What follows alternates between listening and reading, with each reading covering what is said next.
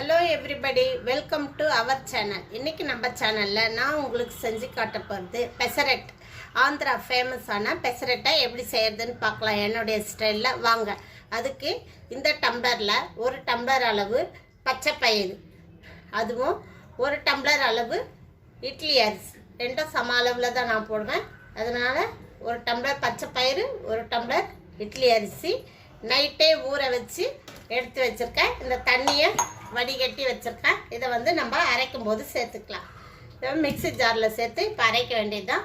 இதுக்கு கூட ஒரு 4 பச்சை மிளகாவும் ஒரே ஒரு துண்டு அளவு இஞ்சி சேர்த்துக்கிறேன். அவ்வளோதான். தேவையான அளவு உப்பு சேர்த்து அரைச்சி எடுத்துன்னு வந்துடலாம். இவ்வளோதான். மிக்ஸி ஜாரில் சேர்த்து அரைச்சிட்டு வந்துட்டேன். நம்ம பெசரட் பேட்டர் ரெடி ஆகிடுது. அரைக்கும் போதே ஒரு ஸ்பூன் ஜீரகம் சேர்த்து அரைச்சிக்கோங்க. நம்மளுடைய பச்சை பயிறு தோசை மாவு சூப்பராக ரெடி ஆயிடுச்சு.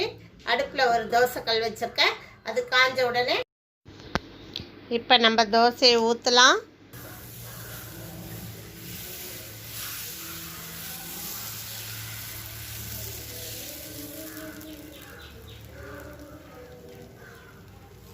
மூடி போட்டு வேக வச்சா சீக்கிரம் வேகும். அதனால் நான் மூடி போடுறேன். இந்த மாவு நல்லா தோசை மாவு பதத்தில் பாருங்கள் எப்படி இருக்குது. சூப்பராக அது மாதிரி இருந்ததுன்னா உங்களுக்கு அழகாக வரும் தோசை. பச்சை பயிர் தோசை சூப்பராக வரும். கொஞ்சமாக எண்ணெய் ஊற்றிக்கலாம். தேவையான அளவு எண்ணெய் ஊற்றி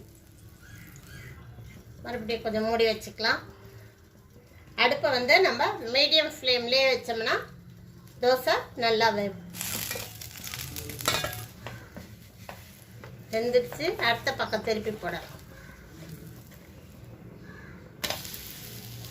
இவ்வளோதான். நம்ம பச்சை பயிர் தோசை சூப்பராக ரெடி ஆகிடுச்சு. இதை நம்ம கார சட்னி, தேங்காய் சட்னி எது கூட வேணாலும் சாப்பிட்லாம். அவ்வளோதான். நம்ம பச்சை பயிர் தோசை சூப்பராக ரெடி ஆகிடுச்சு. ரொம்பவே சூப்பராக இருக்கும்.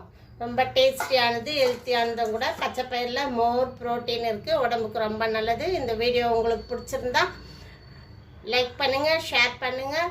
புதுசாக பார்க்குறவங்க நம்ம சேனலை சப்ஸ்கிரைப் பண்ணிக்கோங்க.